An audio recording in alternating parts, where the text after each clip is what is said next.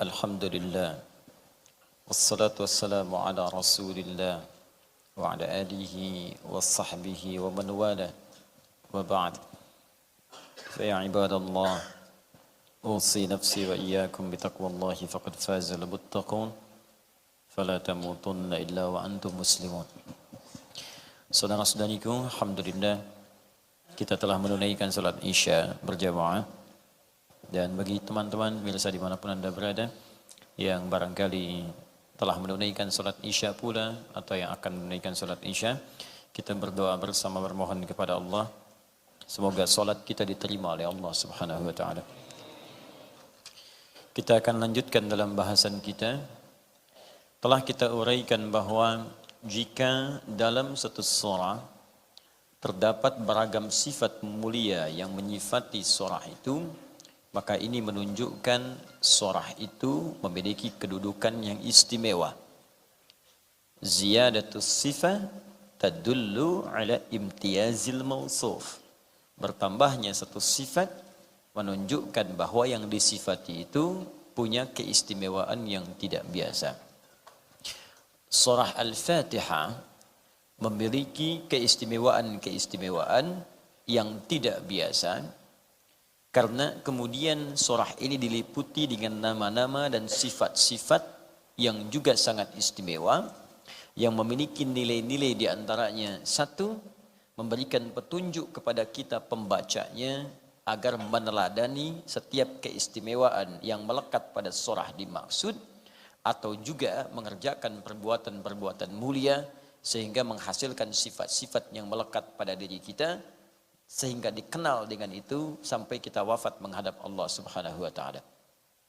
Yang kedua, seluruh kemuliaan yang melekat pada sifat ini juga menunjukkan fungsi surah itu dalam aktualisasi kehidupan, bukan sekedar menjadi bacaan.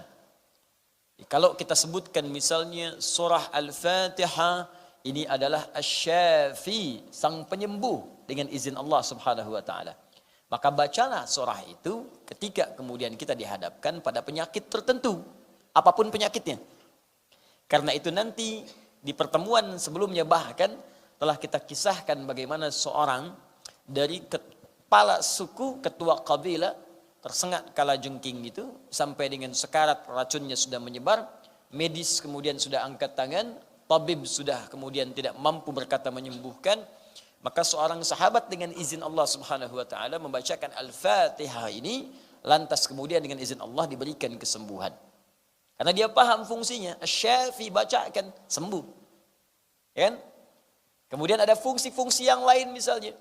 Ya, Ummul Kitab, Asasul Quran, ada Al-Kafi, Ar-Ruqyah, Ruqyah untuk mengangkat hal-hal negatif yang ada pada diri seseorang. Ya. Tidak terkait dengan jin saja, tidak. Sifat-sifat buruk tuh. Ruqyah dengan diri sendiri. Ya. Selalu iri hati pada orang misalnya. Punya sifat dengki, dendam berlebihan. Ya, hati-hati, merasa bahagia kalau orang susah. Dibahagia nih kalau dia susah nih. Nah, itu bahaya itu sifat itu. Bahkan kata Al-Quran diisyaratkan, orang hasad itu sampai malam gelap gulita, itu nggak bisa tidur. Makanya kita berlindung dari penyakit hasad ini, karena dampaknya ini bisa membuat kita pun gelisah yang terkenanya. Sampai tidur pun gak enak. Qul a'udzu birabbil falaq min syarri ma khalaq wa min syarri ghasiqin idza waqab wa min syarri naffatsati fil 'uqad wa min syarri hasidin idza. Perhatikan, orang hasad itu disamakan dengan penyihir. Awas, naffatsati fil 'uqad. Ya, sama dengan penjahat di waktu malam, ghasiqin idza waqab. Kalau Anda tinggal di satu tempat misalnya, masuk ke satu tempat atau hutan belantara yang banyak perompaknya, tiba waktu malam, tenang nggak? Tidak. Karena kapan saja bisa dirampok, kapan saja bisa dirampak, Anda nggak tenang. Sama dengan begini, Anda ingin uji nyali, mau ada TV mau nggak? Masuk kemudian ke satu tempat, rumah yang sudah ada bongkahannya, tidak ada tuannya, ada pohon tumbuh di dalamnya, ya. Tiba-tiba mau tidur di situ, belum masuk sudah bergerak. Wah, terdengar suara. Apalagi jelas terdengar, balik siap katanya kan. pulang, dan sebagainya. Suara terdengar, pulang, ya kan? Baik, mau tidur di situ tenang nggak? Tidak. Naffatsati fil 'uqad, ghasiqin idza waqab. Sama orang hasad juga begitu. Hati-hati. Kalau antum hasad, baik yang dihasadi atau yang hasad tuh nggak bisa tenang. Bahkan mau tidur pun masih mikirkan orang yang dihasadi. Capek hidupnya. Dalam mimpi pun masih ke bawah juga. Gara-gara dia nih beli kulkas dalam tidur, Anda bayangkan. Masih ke bawah, hidupnya nggak enak. Wa min syarri hasidin idza hasad. Nah, kalau ada penyakit seperti itu, riya ka, iri hati ka, dengki ka, sum'ah ka, ruqyah. Apa di antara alat ruqyah? Bukan cuma yang kul ats-tsalatsa, al-mu'awwadz ats-tsalaats. Ya qul a'udzu birabbil falaq, qul a'udzu birabbin nas, sebelum keduanya qul huwallahu ahad. Selain 3 surah itu Al-Fatihah. Karena itu Al-Fatihah disebut dengan surah Ar-Ruqyah. Ruqyah pertama Al-Fatihah, sebelum yang lain. Maka praktekkan.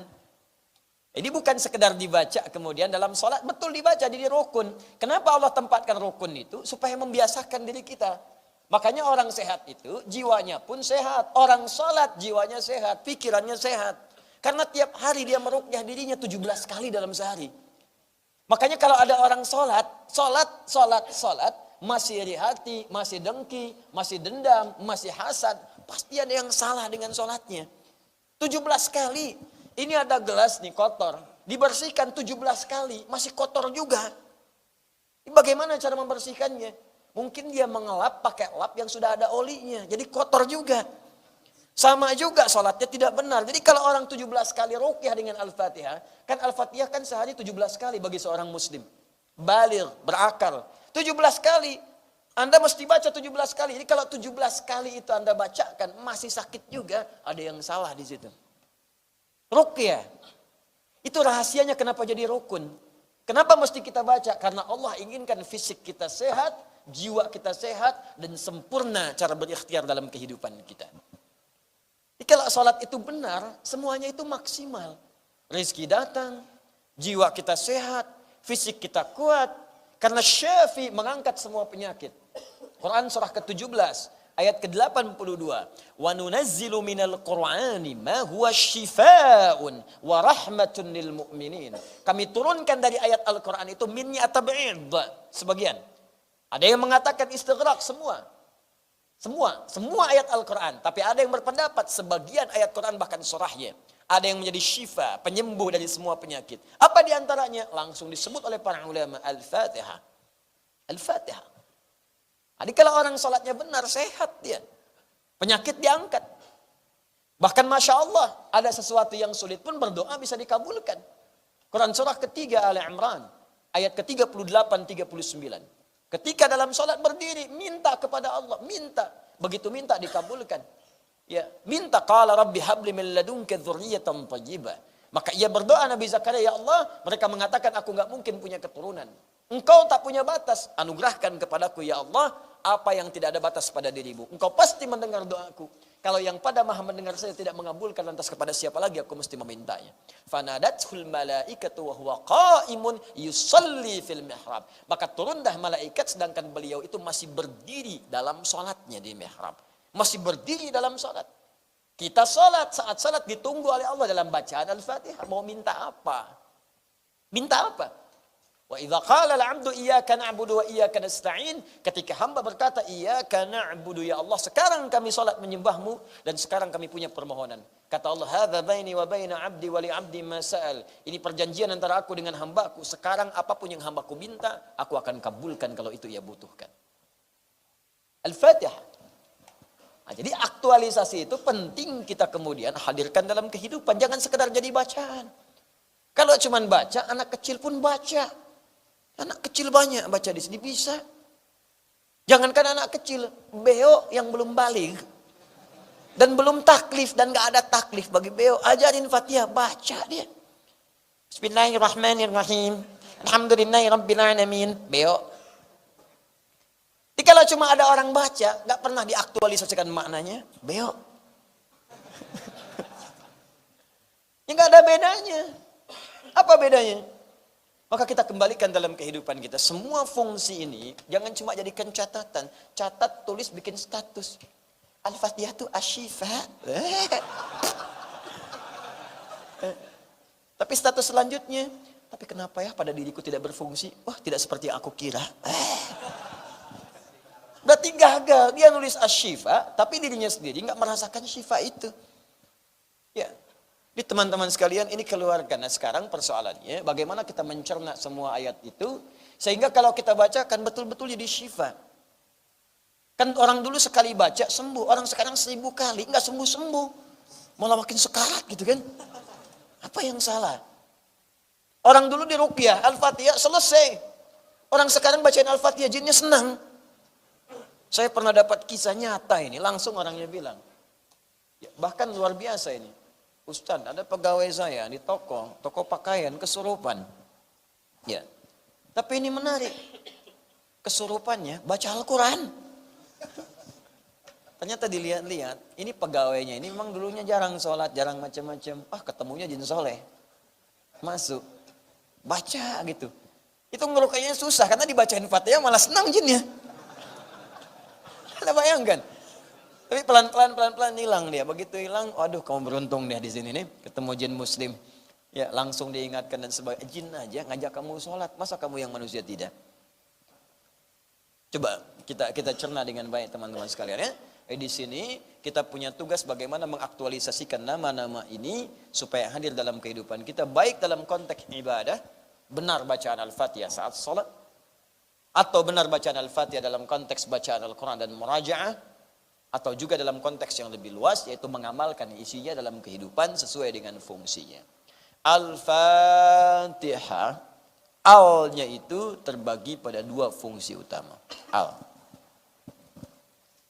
Bismillah. Mohon izin saya berdiri sedikit ya. Ini al.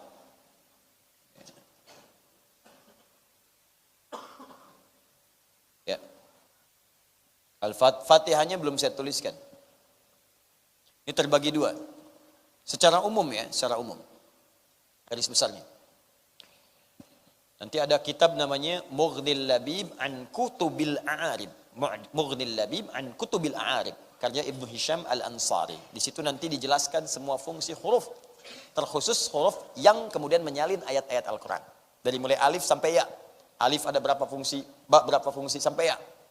Banyak. Nanti saat kita masuk kepada ayat Al-Quran, misalnya ba bismillahirrahmanirrahim, ba-nya fungsinya apa? Itu ada 14 fungsi. Ya, halaman 29 sampai 59 disebutkan 14 fungsi. Lil ghayah, lil istighraq, lil ilsaq, lil musahabah, lit tab'id min duni tahdid, lit tab'id ya ma'at tahdid. Wah, disebutkan 14 ya. Nanti ba di bismillah itu bisa beda dengan ba misalnya di Al-Maidah ayat yang ke-6. Wamsahu biru'usikum. Setiap ba dalam Al-Quran bisa beda fungsinya. A'udzu billahi minasyaitonir rajim. Ba billah beda dengan bismillah. Lain ba-nya. 14 fungsi.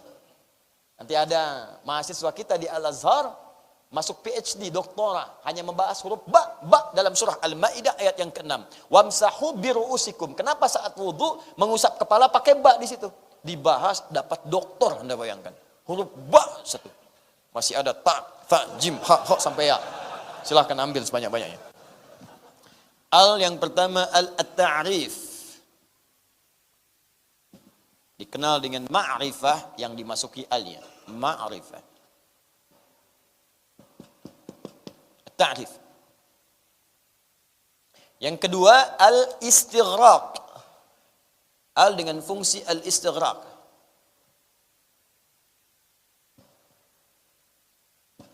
Istighraq.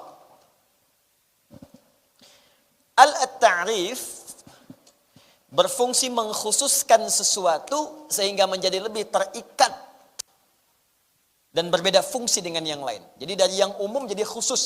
Seperti itulah maknanya. Seperti